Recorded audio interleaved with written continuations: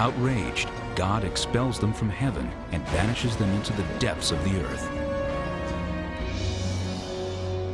This tale of Satan's jealousy and revenge is not found in the Holy Bible, yet it is among the stories told in the Quran, sacred scripture for Muslims, written 800 years later. The Quran tells us that God creates human beings, Adam, out of clay, and that God creates these mysterious beings, jinn, out of what the Quran says is smokeless fire, fire without smoke. God calls Adam the greatest of God's creations, and tells the angels to bow down before this creation. And one of them refuses. In the text of the Quran, Satan, Iblis, refuses to bow down. We're not sure what manner of being Satan is. So there's contention there among Muslims. You know, is this an angel that disobeys? Because how can the angels disobey God?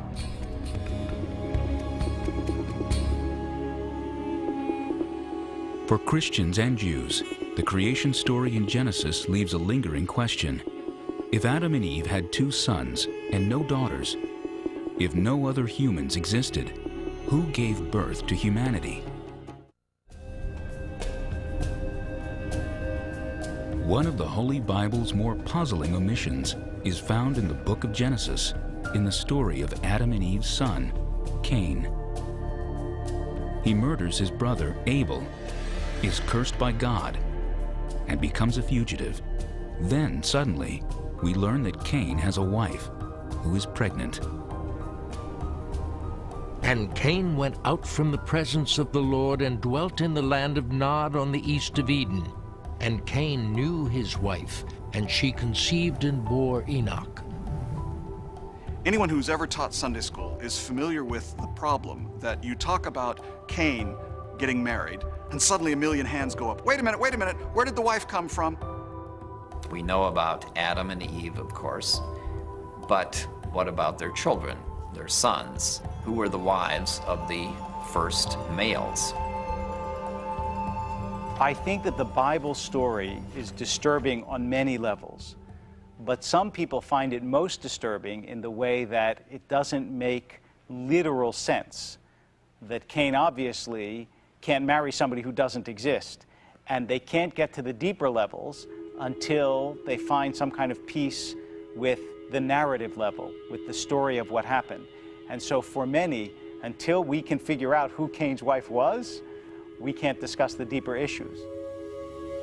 Some 150 years before the birth of Jesus, an unknown author sought to clarify the telling of creation as written in the book of Genesis. It was a time in history when many Jews were being tempted by other faiths. The author wanted to maintain the purity of their beliefs to ensure strict observance of all Jewish law. His book, called Jubilees, offers intimate details of the lives and struggles of the first human beings.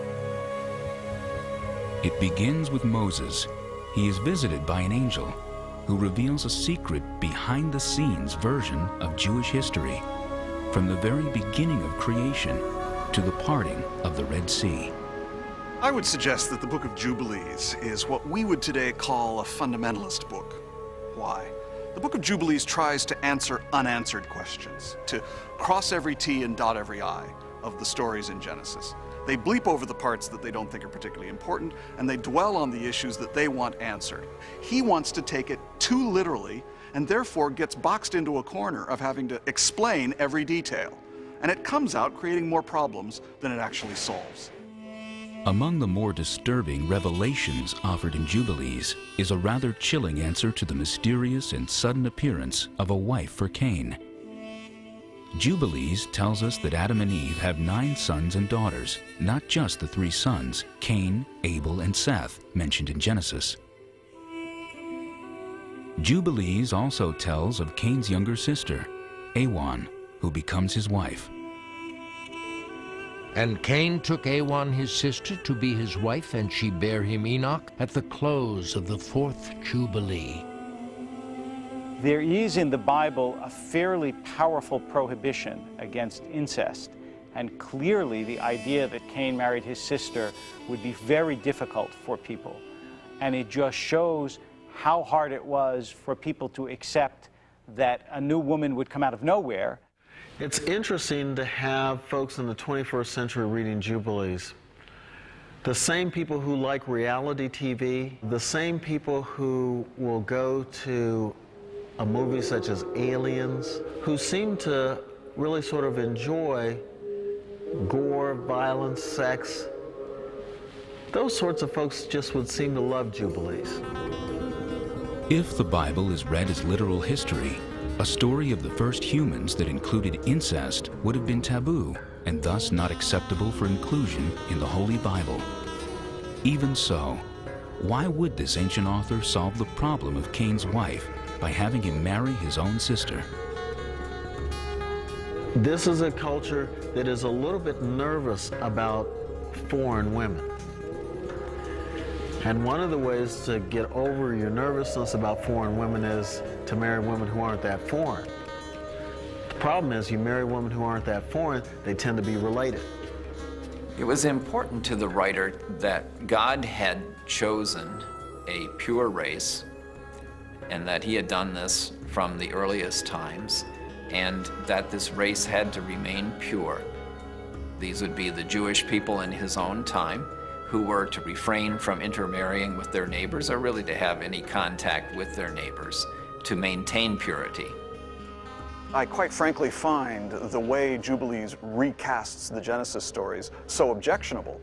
I quite frankly think it was a laudable decision on the part of Judaism and Christianity to reject this book. They were familiar with it, they clearly read it, they knew it, and quite reasonably and in an informed way said, no, this is not part of the tradition. Who needs Jubilees? Among those who studied the Book of Jubilees was a Jewish sect known as the Essenes. In 1947, a wandering shepherd stumbled upon their writings, tucked away in several caves overlooking the Dead Sea. This collection, lost for almost 2,000 years, became known worldwide as the Dead Sea Scrolls.